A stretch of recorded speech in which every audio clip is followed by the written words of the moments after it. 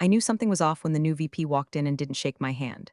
Just did that limp two-finger wave, like I was the receptionist at a chain dentist office, and not the reason our last compliance audit came back cleaner than a nun's browser history.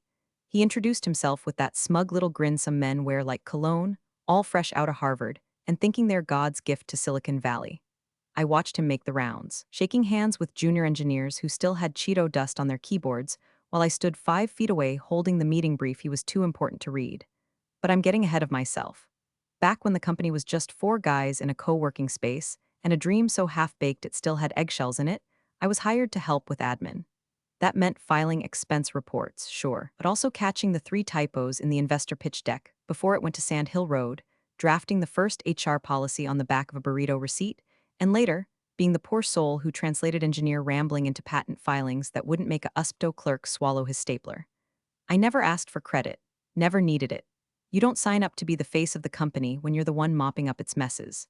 But somewhere along the way, my name started popping up on filings. Not because I begged, because legal said it was cleaner that way, easier to avoid IP disputes when the ghost in the machine had a paper trail, and I was fine with that. I didn't need a gold star, just a quiet corner and working Wi-Fi. I like being invisible. There's power in being underestimated. Hell, if you've made it this far into my little therapy session disguised as a confession, maybe do me a favor. Hit that little subscribe button or tap like. I know, we're all just scrolling through life half asleep, but it really helps the team keep telling stories like mine. And trust me, this one gets weird. Anyway, things were smooth at first. I knew who needed what before they asked. I played translator between product and legal, between marketing and dev, between vision and execution.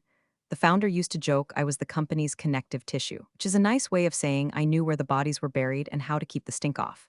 And then came whispers of an acquisition. A big tech company sniffing around, billion with a B. People started polishing their LinkedIns, trading sneakers for loafers, and acting like every Zoom call was a job interview. I stayed quiet. I'd seen windfalls fall apart faster than a 3-legged IKEA table.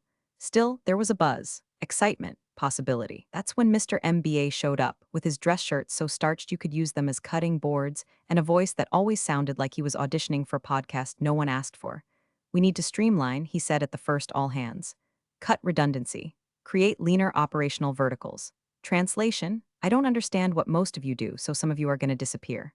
A week later, my name was removed from 3 Slack channels and 2 project dashboards I had built. My calendar went from back-to-back meetings to one-on-ones with HR about transitioning responsibilities. I didn't get fired, no, that would have triggered legal reviews, but I was gently shoved into a corner like a Christmas decoration in June. My new title? Administrative support. No team, no access, no voice. Just a desk under the flickering fluorescent light near the printer that smells like burnt toast. No one said a word, not legal, not ops. Not even the founder, who used to send me late-night emails asking if a clause looked too sketchy. They all went silent, like my usefulness had expired the moment I hit 49 and started wearing readers. I didn't cry. I didn't rage. I just watched. Watched them stumble through investor decks I used to rewrite in my sleep. Watched them forget how to submit a patent. Watched them assign 3 junior staffers to do what I used to handle between lunch and coffee break. It's funny how fast people forget the scaffolding once the building looks finished. I spent my days quietly sorting old files, answering the occasional call, and training the bright-eyed 26-year-old who now had my old responsibilities and a badge that still said product ops even though she couldn't spell proprietary without Google. And through it all, I waited. I listened. I archived, because the thing about being invisible, they forget you're still in the room, and I never stopped paying attention. He announced the strategic realignment like it was a TED talk and not a corporate mugging in broad daylight. Big smiles. Buzzwords bouncing off the conference room glass like flies trying to escape. We're trimming the fat, he said, laser pointer in hand, pacing like a guy who'd just finished reading one book about Steve Jobs and thought he was ready to gut a company. No mention of names, of course, just charts and acronyms, and that god-awful PowerPoint template with diagonal lines that screamed, I paid someone on Fiverr to pretend this was visionary. By the end of the week, 3 teams were dissolved. 2 managers were moved into advisory roles, which is code for your badge still works, but nobody cares what you think. And me, I was reclassified. That's how they phrased it in the system update. No meeting, no warning, just a calendar invite titled Role Clarification 15 Min. My title went from operations liaison to administrative support. The kind of role they don't even bother to acronym. I used to have backend access to our IP tracker, a floating seat in dev stand-ups, and early eyes on every compliance brief that touched the platform. Now, I couldn't even open the company wiki without a permission-denied pop-up blinking like a neon insult. I got moved, too. Out of my old desk, prime real estate by the project warboard, and into a cubicle that sat so close to the kitchenette, I could smell everyone's failed attempts at reheating salmon. No nameplate, just a sticky note that said Elizabeth W., because I guess my full name was too much for the spreadsheet that determined my fate. And the worst part? Nobody said a damn word. Not even Kathy from legal, who used to cry in my office after performance reviews. Not Raj from engineering, who once told me I was the only reason the product hadn't collapsed under its own bloated code. They saw me get boxed out like a stray cat at a garden party and just looked away. I didn't scream, I didn't cry. I didn't send the petty Slack message I drafted in my drafts folder titled "So This Is What Ageism Smells Like." I just sat there, nodded, drank the lukewarm Keurig coffee like it was fine, because I've seen this before. New blood comes in, needs to flex, needs a body count. And who better than the woman in her late 40s who doesn't post thought leadership threads on LinkedIn and doesn't start sentences with "at Stanford? We did it this way." He replaced me with a girl named Maddie, fresh out of a startup that folded faster than a cheap lawn chair. I was told to train her up, which apparently meant I had to teach her how to use the exact system I built. I showed her how to navigate our patent database, where the legacy access tokens lived, how to file an exemption without tripping compliance. She said, "Wow, this is more complicated than I expected." I smiled and said, "Yeah, it tends to be, when you're the one who wrote the damn thing." She didn't get the sarcasm. None of them do. They think systems grow on trees and legal filings appear fully formed out of some SAW product they saw on Product Hunt. Meanwhile, every time someone forgot a clause or used the wrong nomenclature in a brief, I watched from the sidelines like a ghost at my own funeral. No one asked for help. No one admitted they were drowning. But I could smell the panic in their typos. They forwarded my old files to interns. Interns. Kids who still put emojis in their email sign-offs. I watched them fumble through version control like toddlers with chainsaws, breaking things I'd spent years building to survive regulatory audits and hostile IP trolls. And still, I said nothing. Because they wanted me gone but not gone. They wanted the work without the woman, the system without the architect, the results without the relationship. I was inconvenient, too experienced to fire, too quiet to promote, so I sat, I watched, I listened. And quietly, without anyone noticing, I started printing things, filing them, cataloging them, not in a petty way, in a precautionary way. Because if you spend enough time being the invisible backbone of a company, you learn how fragile everything really is. And honey, this company had no idea how close it was to spinal collapse. The air changed the second the rumors hit Slack. Somebody's cousin's husband knew a recruiter at Tectome, one of those insatiable, cash-stuffed tech behemoths that buys smaller companies like appetizers. And word spread like free donuts in the break room. Suddenly, every desk had a little more posture. Every engineer started brushing their hair again, and LinkedIn saw more profile updates in 48 hours than it had in the past quarter. I watched it all with the same deadpan calm I'd perfected over the last year of being sidelined. You learn to sip your coffee slower, nod more, speak less. My inbox was quiet, except for one forwarded thread, an investor update that mistakenly CC'd me. Subject line: Acquisition Trajectory MVP Team Visibility. My name wasn't there, not even in the footnotes, but you know whose was? The girl I trained to replace me, Maddie, Miss How Do I File a Provisional Again, now suddenly listed as a key operational contact. It stung. Not because I needed glory, but because it confirmed what I already knew. In their minds, I'd been erased. The parts of me they still needed were being scraped off like the meat from a bone. No eye contact, no thank yous. Just quiet extraction, like I was a printer that still worked even after being kicked down the stairs. The VP, God bless his teeth-whitened smile, started giving speeches about optics. Said we needed to showcase innovation-forward leadership and clean up org redundancies. Translation: prune anyone over 45 and pretend the interns wrote the damn platform. One by one, the legacy folks got gently let go or nudged into transitional roles. I wasn't fired, no. Firing me would mean acknowledging my existence. I was just left out, cut from the invite list, left off the briefings. The dashboards I helped build were scrubbed clean of my credentials.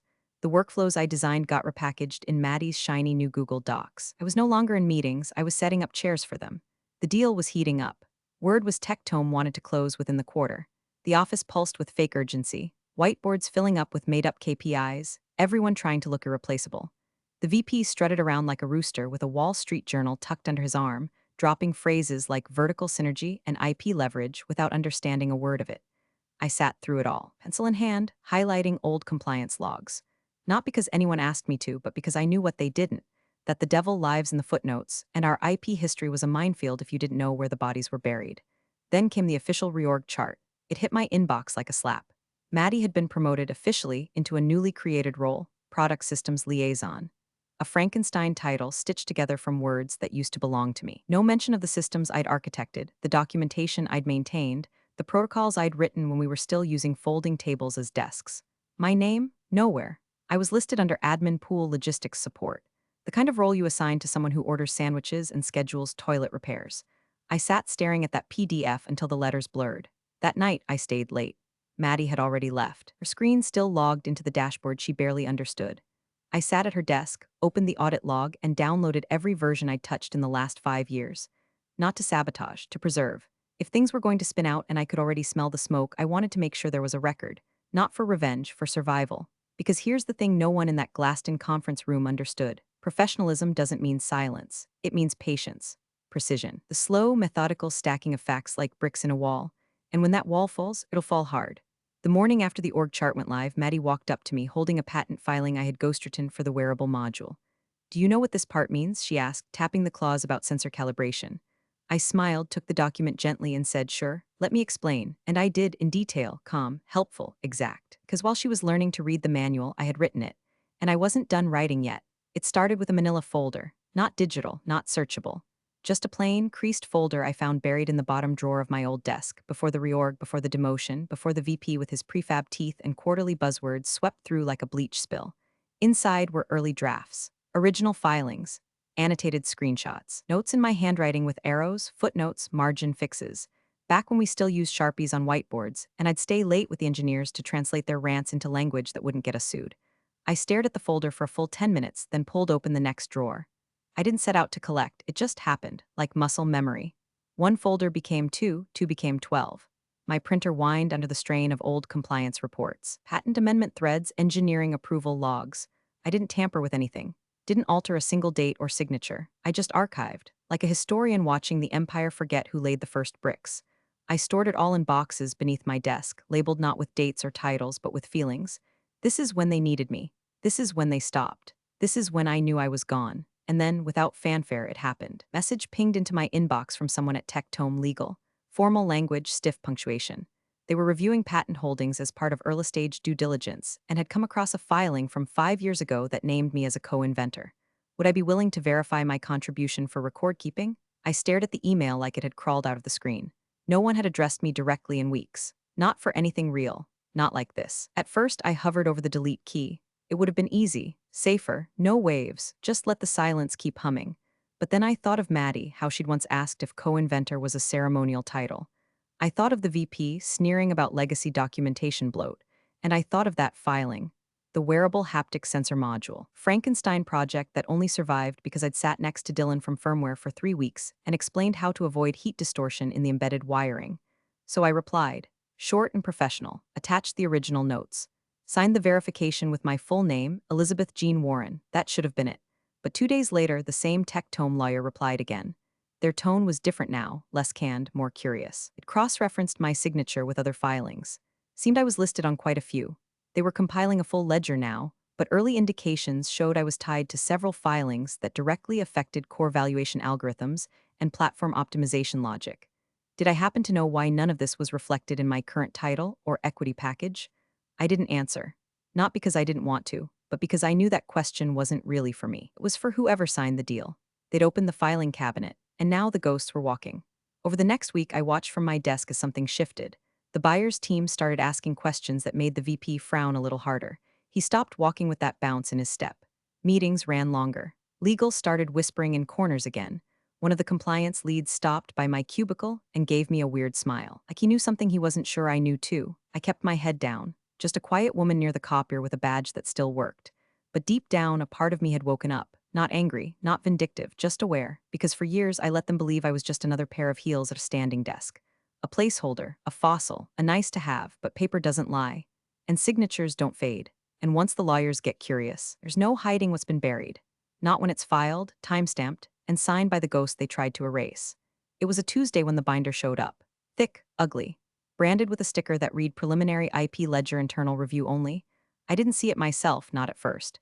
But whispers travel faster than bandwidth in a nervous office, and by noon, I'd heard from 3 different directions that something in the due diligence documents had spooked Tome's legal team. Apparently, one of their junior counsels, some poor soul tasked with vetting our patent filings, had hit a recursion loop. The name Elizabeth J. Warren kept surfacing. Not once, not twice, but 47 times.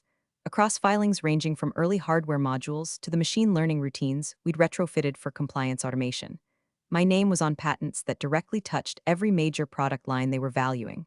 That IP binder may as well have been a biography. The problem? I wasn't on any leadership chart. I wasn't listed on any equity agreement.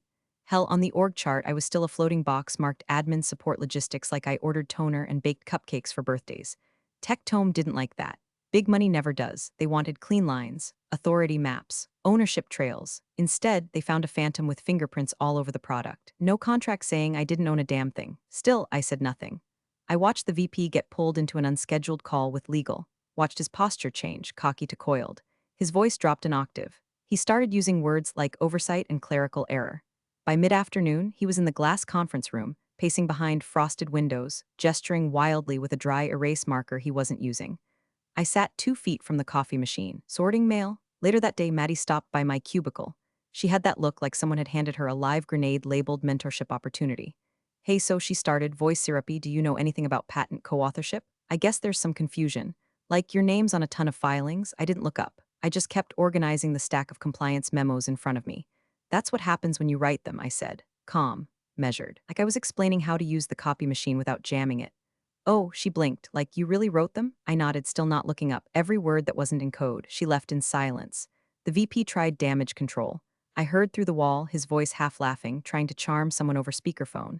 She's just admin, he said. Probably a legacy filing issue. We'll clean it up. Just admin. Like I hadn't sat in the war room when we pivoted the platform toward B2B. Like I hadn't drafted the response to that compliance warning that could have tanked our funding round. Like I hadn't filed 3 patents in 1 week to protect an API logic tree that he still didn't understand. That's when the silence stopped being passive. It became armor. I didn't storm into meetings, didn't bang fists on tables. I just straightened my back, sharpened my replies, and waited. Because I knew the binder wasn't the end of it. It was the beginning. A door cracked open and the lawyers had peeked in. Now they'd want answers. Real ones, not from a VP with shoe-polish charm and buzzwords for blood, but from the woman whose name had started showing up where it mattered most. On the intellectual spine of the company they were about to pay $1 billion for. And I had no intention of whispering when it came time to speak. They summoned me like a ghost. No warning, no calendar invite, no polite when you have a moment. Just a knock on my cubicle wall from HR, Kara, the one who always called me Liz even though I never gave her permission. She smiled like someone apologizing for dog bite. They need you upstairs. Right now, upstairs, where the real glass is, where people speak in deal sizes and not deliverables. I took the stairs, not the elevator, needed the walk, needed the quiet.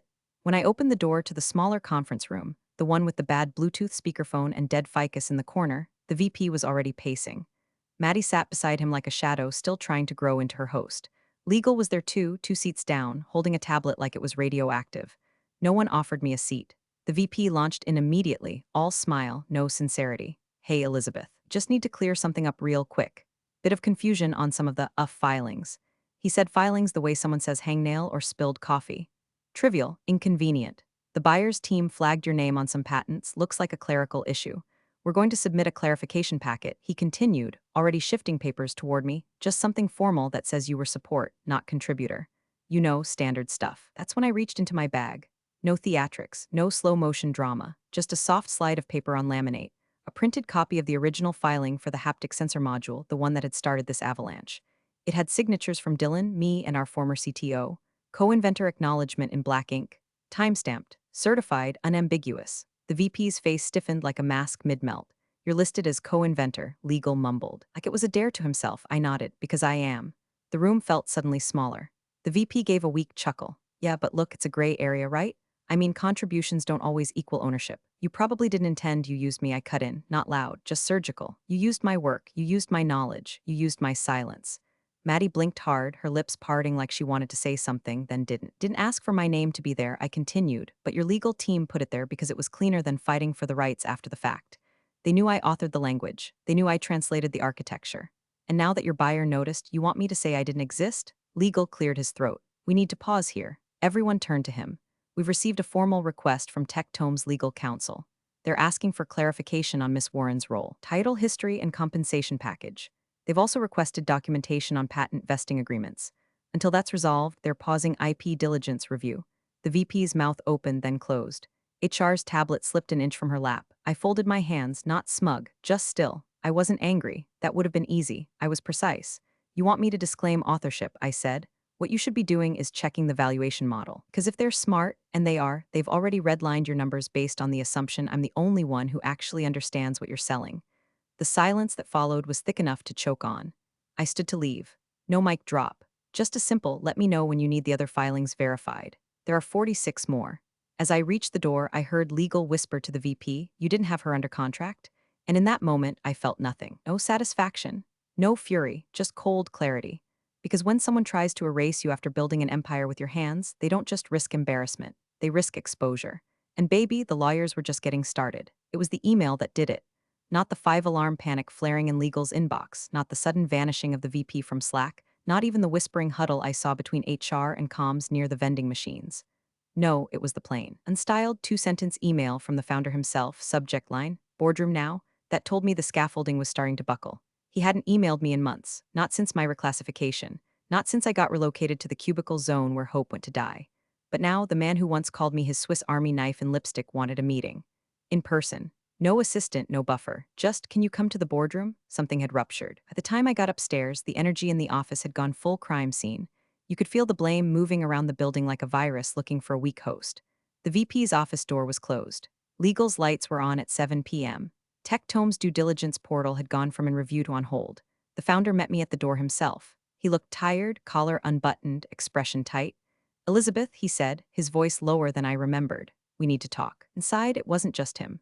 Legal was there, HR was there. So was the director of compliance who wouldn't meet my eyes. And in the middle of it all, that godforsaken binder sat open like a wound. A sticky note on top read, 47 filings named inventor, EJW. They didn't offer me a chair, so I pulled one for myself. Legal started. He was the same guy who'd once told me to use passive voice in filings because it sounds less female. Confirm the documents, he said, almost apologetic. They're valid. The USPTO records back them up. Elizabeth, you're not just listed, you're the named contributor in more than half of them. The buyer flagged this as a significant exposure point. The founder turned to me. Why didn't you say anything? I shrugged. You didn't ask. The VP finally slithered in 10 minutes late, face flushed, collar wilted. He tried smiling like the fire wasn't already in his lap. Elizabeth, this is obviously a misunderstanding. We're just trying to keep the narrative clear for the buyer. It's not personal. I looked at him and said, if it were personal, you'd be thanking me for not leaking the fact that your equity prospectus is built on intellectual property you tried to bury in a cubicle. HR jumped in then, voice sweet like Splenda. We've been reviewing your compensation structure. We feel confident we can make this right, retroactive acknowledgement. Maybe a spot bonus, no, legal interrupted, pinching the bridge of his nose. It's not that simple. She's not just owed acknowledgement. Based on the filings, the contribution language, and the lack of work-for-hire agreements for that period, she owns part of it. The founder went pale. The patents, legal nodded slowly. We didn't lock them down properly. Not all of them. That was when the room changed. The buyer's lawyers had made their move. They weren't just asking for clarification anymore, they were pausing everything. The acquisition clock had stopped ticking. The data room was closed, no more calls, no more investor updates. Tectome had sent one line, we will resume diligence once ownership rights are verified by the named inventor. That's what they called me now. Not admin support, not legacy staff, not Elizabeth from Ops, named inventor. I should have felt triumphant. I should have screamed, flipped the table, demanded stock options, or laughed until my lungs gave out. But all I did was sit back, cross my legs, and say, well, it's not clean, is it? The VP opened his mouth to speak again, but the founder raised a hand. Don't, he said, quiet, measured, you've said enough, and that's when I knew. They weren't calling me in to silence me. They were calling me in because I was the last thing holding the deal together, or the first thing that could burn it to ash. They scheduled the meeting for 10 a.m. sharp. No one ever does that unless blood's about to be drawn or wired. The kind of meeting where the air in the hallway feels heavier. The kind where executive assistants hover just a little too close to the conference door, pretending to check calendars when they're really hoping to catch a live implosion. The boardroom was already full when I walked in. No small talk, no nervous smiles, just silence, except for the soft thunk of a leather binder being laid on the table by Tectome's lead counsel, a silver-haired woman with courtroom eyes and zero tolerance for bull. She didn't waste time. She turned the binder toward the founder, flipped it open to a tab labeled WIP lead roles, and pulled out a page so thick with yellow highlighter it looked radioactive. 47 patents, she said, voice flat. 47 filings submitted over a 9-year period, all tied to core valuation areas: infrastructure logic, product optimization systems, platform compliance, adaptive learning modules. All filed under Warren Elizabeth J., listed as lead contributor, designated inventor. Several filings with sole authorship. She slid the page forward like she was dealing cards in a game where everyone else had already folded. Then she turned slowly toward the VP. You're selling us a company she essentially owns. VP blinked, smiled, tried to chuckle. That's not exactly accurate. Elizabeth was admin support. These filings must be administrative input. Form work, filing artifacts. He looked around the room for backup. None came. The buyer's lawyer didn't blink. Is that your legal position? The founder opened his mouth to speak, but nothing came out. I let the silence sit for just a beat longer. Then I leaned forward, slow and even, and said, would you like me to explain the filing tree? Every eye in the room turned to me. For once, not with dismissal or indifference, but with attention. Like I was a map they suddenly realized they'd been using upside down. I reached across and pulled the binder slightly toward me. Flipped to the first flag tab. Patent hash US 1,109,823B, adaptive sensory throttling for embedded wearables. I remembered drafting the prototype claim in a cafe at 2 a.m. while Dylan panicked over voltage bleed. This one, I said calmly, was based on a firmware constraint Dylan couldn't resolve. I drafted the workaround. Engineering approved it. Legal submitted it. I reviewed the claim language and added the co-inventor clause myself. I flipped to the next, and the next. Each one a breadcrumb in the trail they'd tried to sweep under a rug. This one, I said, tapping the filing for our compliance logic engine, was the reason we passed the 2020 audit. The VP at the time wanted to license a third-party solution. I built this one with 5 engineers and no budget. Saved the company $2.3 million. The buyer's lawyer nodded. Your name's on the source notes. I smiled, small, tired. Of course it is. The VP looked like someone had unplugged him. He turned to legal, to HR, to the founder. But no one met his eyes, because it was done. Because the truth wasn't debatable anymore. Because in that room, in that moment, every name tag, title, and corner office had just become irrelevant. All that mattered was authorship, and it belonged to me.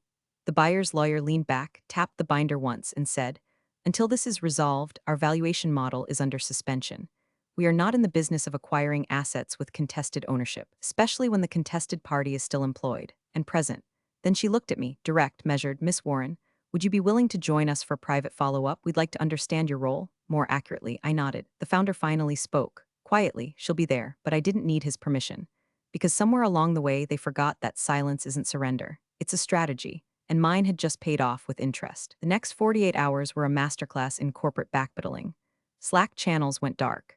Calendars cleared themselves like digital tumbleweeds blowing through a desert of panic. HR's tone turned syrupy sweet. Legal developed a sudden case of radio silence, and the VP stopped showing up entirely. No one said fired. Not yet. But when his company laptop disappeared from the IT shelf, everyone knew the guillotine had finally whispered SHHH thunk. Tectome formally paused the acquisition the following morning. No grand announcement. Just a short, polite statement. Pending clarification of material IP ownership and inventor compensation, due diligence will be suspended indefinitely. The kind of sentence that detonates investor calls and erases 2 months of hype in 5 words. The board called an emergency session. I wasn't invited, at least not initially. They met behind closed doors, CEO present, legal sweating through his collar, HR trying to spin a narrative about internal miscommunication and legacy documentation confusion. But the buyer's legal rep wouldn't budge. She kept pointing to the binder, to the signatures, to me, not as a victim, as an asset. The founder emerged 2 hours later looking 10 years older. He didn't make eye contact when he approached my desk. Just said, Elizabeth, we'd like you to rejoin the leadership team, effective immediately. I waited a beat, then replied, what's the title? He hesitated just long enough to sting, then said, Chief Innovation Officer. I nodded, put it in writing. He already had it printed. I didn't ask about the VP. I didn't need to. His name was already being erased from the internal directory by the time I walked upstairs. All his little pet initiatives, labeled on hold. Maddie, reassigned to documentation support, back where she should have started. At noon, I entered the boardroom again. This time, I wasn't asked to wait in the hallway. This time, I didn't sit near the coffee machine. I took the seat at the head of the IP review table, the chair they once told me I didn't need, the one they left empty out of habit and ego. The buyer's CEO was there now, first time in person. He looked at the founder briefly and turned to me with a nod that said everything, you're the one we came for. I opened the binder, my binder. Shall we begin? I asked. And no one said a word, no fireworks, no tears, no one screamed or begged or ran out of the room. Because real power doesn't arrive with sound, it arrives with silence. And silence, when held long enough, becomes gravity. I never raised my voice, I never leaked a file, I never posted a thread or staged a coup, or rallied for allies in back channels. I just documented, witnessed, filed. And when the time came, I let the paperwork speak. Big thanks for watching, you sneaky seniors. Subscribe to keep the coffee pot brewing revenge. Your ex-colleagues won't know what hit 'em.